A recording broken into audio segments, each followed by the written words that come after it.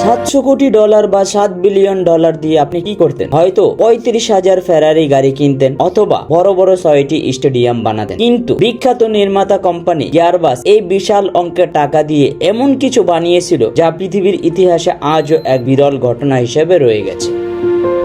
হ্যাঁ, আজ আমি আপনাদের শোনাবো রাজকীয় এক মেগা প্লেনের গল্প, যার বিশালতা আর পাগলাটে সব ফিউচার দেখে আপনিও প্লেন নামের এই দানবীয় বাহনকে আবারও নতুন করে চিনবেন। চলুন তাহলে দেখে নেওয়া যাক আকাশের বুক দাপিয়ে বেড়ানো বিলিয়নারদের এক উড়ন্ত প্রসাদের গল্প। এই প্লেনটি এতটাই বিশাল যে একটি কারখানা এর পুরো কাজ করা সম্ভব ছিল না। ডানা তৈরি হয়েছিল যুক্তরাজ্যে, বডির অংশ ফ্রান্স এবং জার্মানি থেকে আসে, আর লেজ তৈরি হয় স্পেনে। পার্টস গুলো এতটাই বড় ছিল যে সাধারণ ট্রাকে পরিবহন করা অসম্ভব ছিল। তাই বিশেষ জাহাজে করে এবং রাতের অন্ধকারে ফ্রান্সের 21টি শহরের রাস্তার উপর থেকে এগুলো মূল কারখানায় নিয়ে যাওয়া হতো। এর জন্য রাস্তা ট্রাফিক সাইন পর্যন্ত খুলে ফেলা হয়েছিল জায়গা দেওয়ার জন্য। যখন রাত 2টোর সময় এই দানবীয় অংশগুলো রাস্তা দিয়ে যেত, তখন মানুষ মুগ্ধ হয়ে বাইরে বেরিয়ে আসতো এবং হাততালি দিত। সাধারণ অবস্থায় এই প্লেনে 550 থেকে 600 জন যাত্রী ধরে, তবে সর্বোচ্চ 853 জন যাত্রী বসার ক্ষমতা আছে এই প্লেনে। কিন্তু সবচেয়ে অবাক করা বিষয় হলো এর বিশাল ডানা। এই ডানাগুলো একসাথে বিশাল ফুয়েল ট্যাঙ্ক এবং তেলের খনি হিসাবে কাজ করে, যেখানে প্রায় 3,20,000 লিটার জ্বালানি ধরে। এই পরিমাণ তেল দিয়ে আপনি চাইলে 3,500টি গাড়ি কোনায় কোনায় পূর্ণ করতে পারবেন, অথবা 6টি অলিম্পিক সাইজের সুইমিং পুল ভরিয়ে ফেলতে পারবেন। প্লেনটির সর্বোচ্চ ওজন ছিল 575 টন পর্যন্ত হতে পারে, যা প্রায় 1500টি গাড়ির ওজন একসাথে করার সমান। এত ভারী হওয়া সত্ত্বেও এর ডিজাইন এতটাই নিখুঁত ছিল যে ল্যান্ড করার সময় এটি মাত্র 240 থেকে 250 কিলোমিটার বেগে রানওয়েতে গ্লাইড করে নেমে আসবে, যা অন্যান্য সাধারণ একটি প্লেনের মতোই।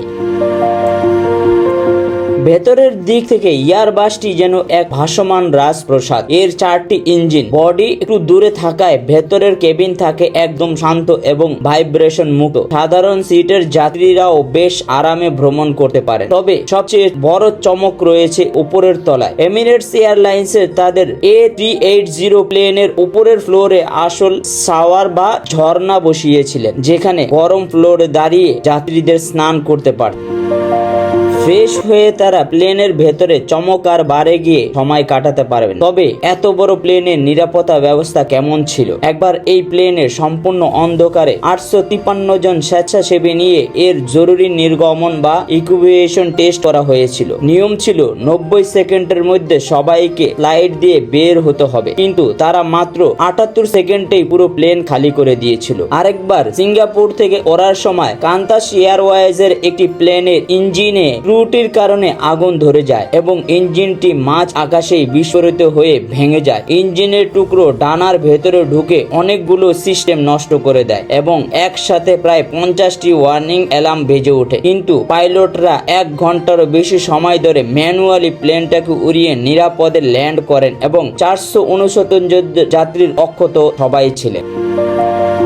তবে এর বিশাল আকারের কারণে একটি ভয়ঙ্কর সমস্যা রয়েছিল। এটি যখন আকাশে উড়ে তখন এর ডানার পেছন থেকে ভয়ঙ্কর শক্তিশালী হাওয়ার ঘূর্ণিঝড় তৈরি হয়। 2017 সালে একটি বিজনেস জেট প্লেন ভুলবশত একটি A380 এর পেছনের একটি ঘূর্ণিঝড়ের মধ্যে পড়ে যায়। সাথে সাথে ছোট প্লেনটি আকাশে 3বার ডিগবাজি খেয়ে প্রায় 2700 মিটার নিচে পড়ে যায় এবং প্লেনের বডি একেবারেই মুড়ে যায়। এত বড় আকাশের দানব এয়ারপোর্টে ল্যান্ড করার পর গ্রাউন্ড স্টাফদের হাতে সময় থাকে মাত্র 90 মিনিট। এর মধ্যে 600 যাত্রীকে নামানো, 2টো ফ্লোর পরিষ্কার করা, খাবার লোড করা, শত শত সুটকেস সাজানো এবং লক্ষ লক্ষ লিটার তেল ভরার কাজ শেষ করতে হয়। এই বিশাল কর্মযজ্ঞ সামলাতে প্লেনের ভেতরে 14 থেকে 24 জন ফ্লাইট অ্যাটেন্ডেন্ট কাজ করে। এয়ারবাস ভেবেছিল তারা 700টি এয়ারবাস A380 বিক্রি করবে, কিন্তু শেষ পর্যন্ত মাত্র 251টি প্লেন তৈরি হয়েছিল। এর মধ্যে 123টি প্লেন কিনেছিল এমিরেটস এয়ারলাইন্স। এক পর্যায়ে এয়ারলাইন্স গুলো বুঝতে পারে 500 যাত্রী একসাথে কোনো বড় হাবে নিয়ে যাওয়ার চেয়ে বোয়িং 780 বা এয়ারবাস A350 এর মতো ছোট প্লেন দিয়ে সরাসরি গন্তব্যে পৌঁছানো বেশি লাভজনক। যখন এমিরেটস তাদের অর্ডারের পরিমাণ কমিয়ে দেয়, তখন এয়ারবাস এই প্রজেক্ট বন্ধ করতে বাধ্য হয়। অবশেষে 2021 সালে এয়ারবাস A380 প্লেনের প্রোডাকশন পুরোপুরি বন্ধ করে দেওয়া হয়। এই প্লেনের শুরুর ইতিহাসও কিন্তু বেশ ইন্টারেস্টিং ছিল। 90-এর দশকের মাঝামাঝি সময়ে বিশ্বের বড় এয়ারপোর্টগুলোতে যাত্রীদের ভিড় এতটাই বেড়ে যায় যে নতুন রানওয়ে বানানোর কোনো জায়গা ছিল না। তখন এয়ারবাস এমন এক প্লেন বানানোর চিন্তা করে যা একসাথে 500-রও বেশি যাত্রী বহন করতে পারবে। কিন্তু কাজ শুরু হতেই বাধা বিপত্তি আসে। ফ্রান্স এবং জার্মানির ইঞ্জিনিয়াররা প্লেনটির ডিজাইনের জন্য একই সফটওয়্যারের দুটি ভার্সন ব্যবহার করেছিল। যখন বিভিন্ন দেশ থেকে প্লেনের পার্টসগুলো এনে একসাথে জোড়া লাগানো শুরু হলো, তখন দেখা গেল প্লেনের ভেতরে প্রায় 530 কিলোমিটার লম্বা তারের সংযোগ কোনোভাবে মিলছে না। তারগুলো প্রয়োজনের তুলনায় সামান্য ছোট হয়ে গিয়েছিল। পুরো কাজ বাতিল করে আবার নতুন করে তার বসাতে হয়, যার ফলে প্রজেক্ট 2 বছর পিছিয়ে যায় এবং প্রায় $73 বিলিয়ন ক্ষতি হয়। যদিও নতুন করে এই প্লেন আর তৈরি হচ্ছে না, তবে এমিরেটস, কান্তা এবং ব্রিটিশ এয়ারওয়েজের মতো এয়ারলাইন্সগুলো এখনো এই বিশাল প্লেন ব্যবহার করছে।